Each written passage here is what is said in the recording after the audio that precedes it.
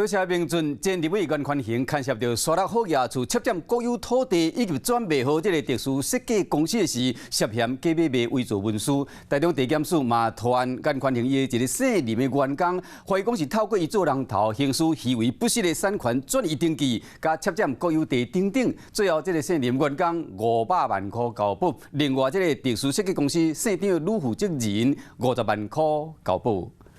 那所以你是卖给哲旭吗？是的。前立委袁宽恒含伊太太陈丽玲，因涉嫌偷占国有土地，佮敢若含特殊设计公司假买卖，涉嫌伪造文书，去台中地检分别以1000万含500万交保候团。检察官讲，除了袁宽恒红仔尾以外，佮另外传成叫尴尬姓林、姓罗的员工、姓陈的建筑师，含沙鹿好野厝的买主、特殊设计公司姓张的查某负责人，拢总来人来偷占伪造文书，公务员定载不实的罪嫌被告。侦讯了后，检察官认定袁宽恒敢若透过姓林的员工做人头，做无确实的产权转移登记，偷占国有地等等，所以互姓林的员工500万交保，特殊姓张的查某负责人是50万块交保。林姓被告亦因涉嫌重大，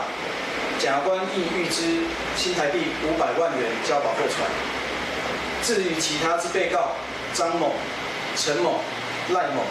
则分别预支